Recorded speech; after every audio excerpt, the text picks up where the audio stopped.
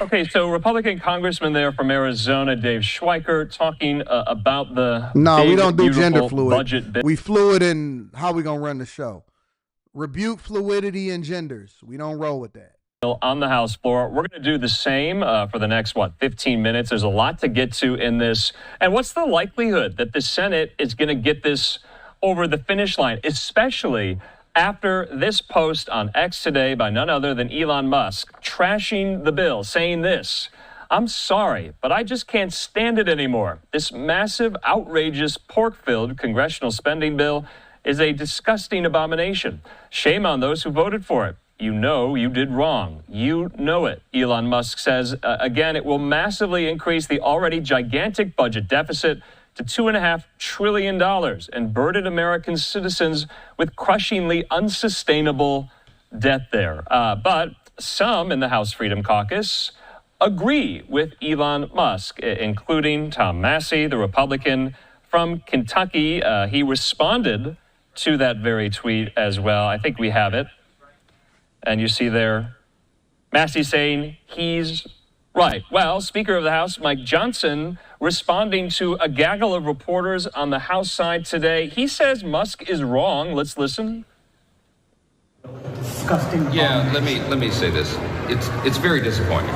Okay, I've come to consider Elon a good friend. He's obviously a very intelligent person, and he's done a lot of great work.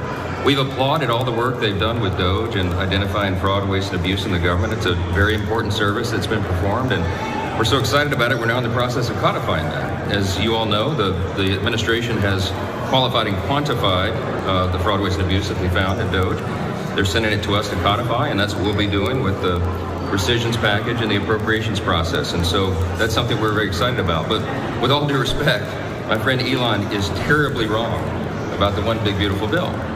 We had a long conversation yesterday. He and I spoke for, I think, more than 20 minutes on the telephone, and I extolled all the virtues of the bill. And he seemed to understand that. We had a very friendly conversation about it, and I told him that we're achieving not only all of our priorities, all the promises we made on the campaign trail, all the America First agenda wrapped into this legislation. We're also achieving, the top line on this is two very important things. We're making permanent a massive tax cut, and we are making a massive reduction in spending. $1.6 trillion is the calculation. All right, back out live there to Capitol Hill. Well, it's not just Tom Massey from Kentucky who agrees with Elon Musk. It's also House Freedom Caucus member Scott Perry, the Republican from Pennsylvania. I want to put this up. He says this: "So Elon Musk is right to call out House leadership.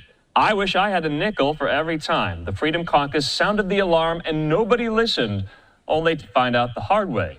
We were right all along." Well, Fox News' Connor Hansen has more on the big, beautiful bill and how it's going to fare in the Senate. Let's listen. Well, before we get to that, let me give a little insight into how I see it, right? First, we got to look at it from the Democrat side. Then we got to look at it from the Republican side. And then the truth is somewhere in the middle, all right? The truth is always somewhere in the middle. It's like a bad relationship. They gonna tell the cops one thing. You gonna tell the cops the other thing. The truth is somewhere in between the middle, unless she's just a compulsive liar. Now, on the Democrat side, they're just non-existent, right? Because the reason that the Democrats won't say anything is because the Democrats are okay with increasing the federal deficit.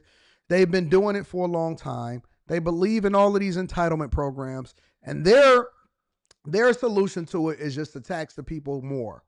Their solution is to tax the rich, tax people that are taxpayers as far as like the middle class, taxing high upper middle class people. And they think that the solution to everything is just throwing more money out of your pocket at whatever it is that they feel like is going to serve diversity, equity, and inclusion. So they're not even a part of the conversation. And it's sad because we have Senate people, we have legislators, we have people in all three branches of government that have no say-so, no clue, and they're not even participating in the conversation because I believe that side of the aisle is incompetent, or is at least most of the people that are on that side of the aisle are incompetent.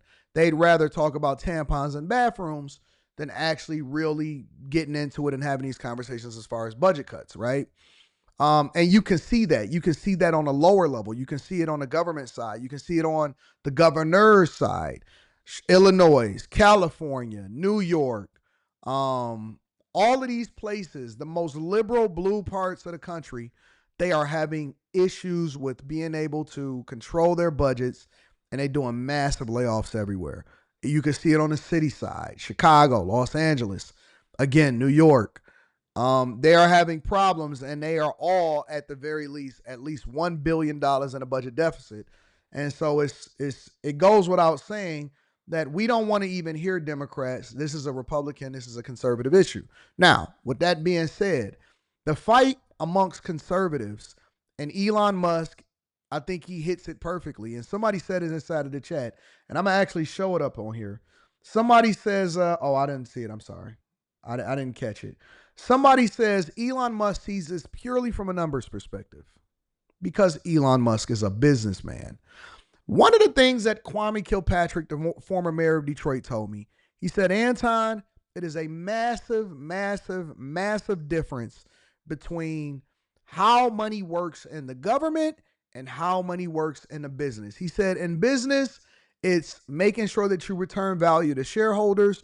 And then if you're not profitable and if you're not growing and if you're not at some point issuing an IPO, basically doing an initial public offering to take the company public so that you can have an influx of cash and then you start to figure out whatever the dynamics of the company going to be in the future, then you're wasting your time. Your business don't exist. You won't get rewarded. No venture capital. None of that is going to happen. Government is a little bit different. It's similar, but it's different. The similarities is that government, they operate the same when it comes to their fiscal responsibilities that they're supposed to meet, meaning that the shareholders are the people. The people are the taxpayers. The problem is that the people aren't as business savvy as shareholders that are in regular companies or initial public offerings, right?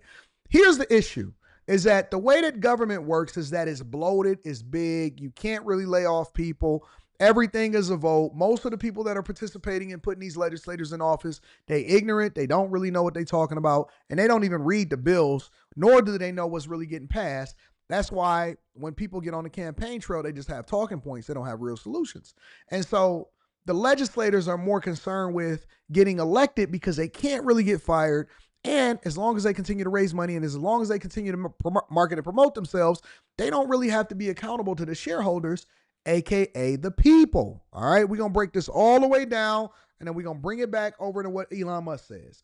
Now, when you start to think about how government runs, it is very similar to a business as far as what its responsibilities are. They have a credit rating. They can borrow money. They got to pay interest back on that money. They got to address themselves to shareholders.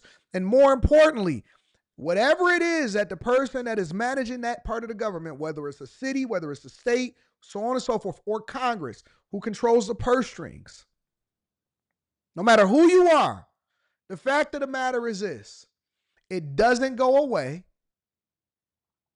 And more importantly, even the it doesn't go away. And more importantly, even the people that is elected after you, they then get whatever it is that you had in there. They are the beneficiaries of either your greatness or they're going to suffer from your incompetence. They're the beneficiaries of your greatness or they're going to suffer from your incompetence. All right? Yes, you get a credit rating. Yes, as a city, you can file for bankruptcy. All of that. So the problem with our federal government today, I say that because I had to set the standard. And now we're going to start having a conversation about why this bill is so divisive between Republicans on this side and Republicans on that side. The problem is that we have obligations, both from a financial perspective and from a social perspective. In business, which is where Elon Musk primarily exists, he's a numbers guy. He says, listen, we got to get this debt down. We can't keep spending. Eventually, the United States of America is going to collapse. What the hell are y'all doing? This is too much nonsense inside of that bill. The problem is that the government is so big that you can't just make a decision. Shareholders empower CEOs to make sweeping decisions across the organization. Elon Musk went into X, formerly known as Twitter, when he bought it, and he said, all right, we don't need no more masseuse. We don't need any more people that's over here doing this. We don't need no diversity, equity, and inclusion over here because Twitter has never become profitable, and so we got to cut cut spending, and we got to make sure that we line spending with whatever the budget is and the revenue that we bring into the company so that we can make it profitable. That's what businesses think. Governments, they take into consideration diversity, equity, and inclusion, how you feel, whether or not the schools is this and that and this and that and that. They don't manage according to the budget. They manage according to how people feel. So when you see this bill get pushed through, it's partially feeling and then other business. Trump's case for this bill, in order for him to push it through, he has to make sure that he gives up a little bit here, negotiate a little bit here, make sure that this person can go back to their constituents and say, hey, listen, this is what I got for y'all in the bill. As a result, the bill gets more bloated, and it's a whole bunch of stuff that we don't need as a country, even though there is a lot of cuts, there's a lot of savings, there's a little bit of business, and there's a little bit of social. Because why? The people that vote on the bill wants to get reelected. They're not there to do the thing that's in the best interest of the people, of their constituents, of their district, of who they represent. They're there to get reelected, and they know that if they don't bring back something that says, you know what, these are addressing y'all issues that's in this district that we represent over in New York or Michigan or wherever it is that you in the country, then they are going to be losing their job and it's going to be on the chopping block. And God forbid that a public servant is held accountable for the things that he does inside of our legislature. So now you have a tug of war. You got a person like Elon Musk that sees it and says, listen, we need to be running the United States of America like a business first. It's like a marriage. It's like a very tumultuous, toxic marriage. The man over here is saying, listen, our budget is messed up. We got credit card debt. We got to do this. We got to look at this from a business perspective first. I am marrying you, and I also look at this marriage as a business first. Do your job and make sure that we take care of business. We can't break up the family. We got to take care of the kids, and we got to get this debt down, because if we don't, then we're going to be poor when we get older, and we're going to be dependent on our children to take care of us, and hopefully they make it to the NBA. The mother is saying, oh, no, but I'm just all about love. And what about little Johnny over here? And no, we're going to take out a loan because we have to make sure that we pay for his student loans.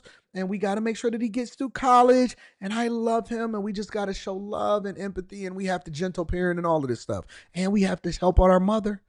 We got to take care of our mother. My mom, I don't want to put her in a home. I love her so much. And how is she going to feel about me? And I got to pay our tithes to the pastor. Listen. And the man is saying, but wait a minute, we in debt. We can't keep giving the pastor money.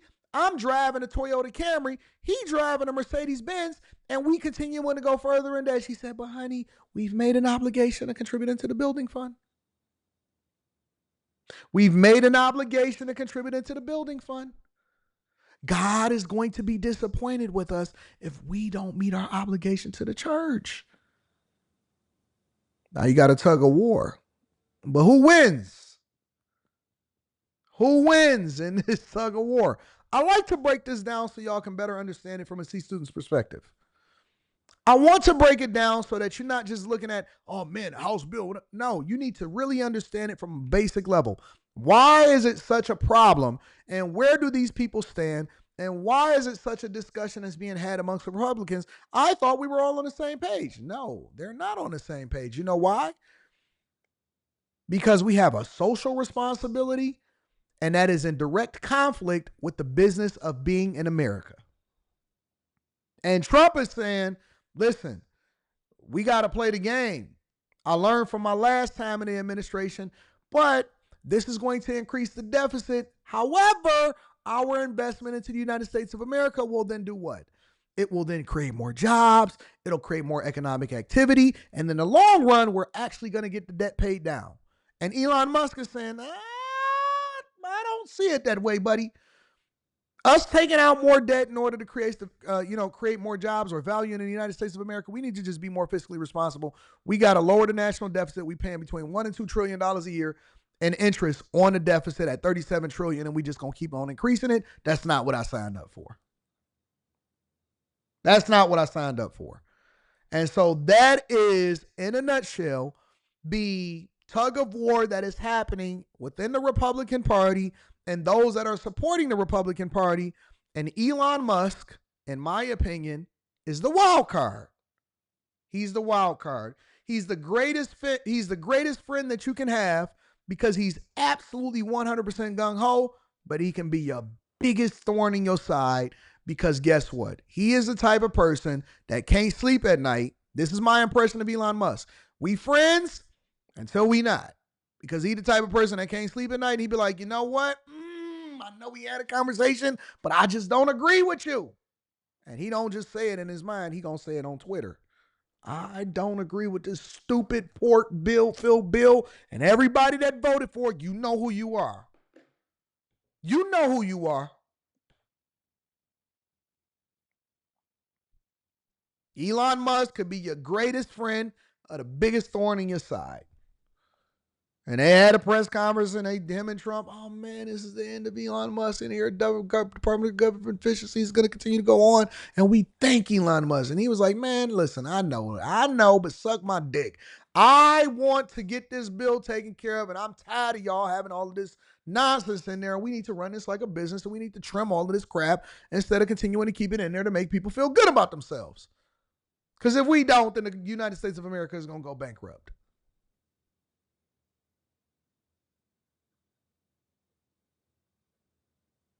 And that's the problem with business people starting to get involved with government is because we, in our mind, cannot in any way, shape, or form understand how 1 + 1 equal 9.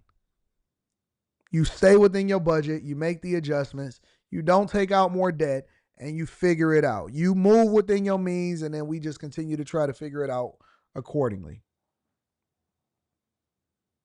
That's what's wrong. That's how he sees it. The bill is passed. After passing the House by just one vote, President Trump's agenda-setting... Y'all said, is he wrong on that front? I don't think he's wrong on the front at all. I don't think that he's wrong. Big Beautiful bill faces a skeptical Senate. I'm for the tax cuts. I am for a lot of the bill, but I can't in good conscience give up every principle that I stand for and every principle that I was elected upon. Senator Rand Paul says the bill will add $5 trillion to the debt ceiling. Posting to Truth Social, President Trump wrote, quote, Rand votes no on everything, but never has any practical or constructive ideas. His ideas are actually crazy. Elon Musk wasn't losers. hired. No need to say. He wasn't hired. He donated his time because he believes in what we're trying to do in the United States of America. He loves the country. You can't pay Elon Musk enough money. You can't pay him. You got to just get him to buy into whatever your ideas are. He was giving away $1 million to people that voted a certain type of way. You can't buy Elon Musk. Those senators, it's not news that they disagree with this president on policy. Other Republicans are signaling they won't simply rubber stamp the bill. Just like 215 House members put their thumbprints on it, we want to be able to put ours on it as well. Now free from his White House post targeting waste, Elon Musk is making his stance clear, posting to X, quote, this massive, outrageous, pork-filled congressional spending bill is a disgusting abomination. Shame on those who voted for it. You know you did wrong. You know it. And I don't necessarily disagree with either one of them, but I think that it's a misunderstanding. If you ask me which side of the fence I'm more closest on, I would have to say, and maybe it's just because I look at things from a business perspective. That's what I teach my bag chasers. Make sure y'all tap into the Patreon. Link is in the description. It's business over everything, even when it comes to relationships. We don't fumble the bag. I have to more or less align with Elon Musk.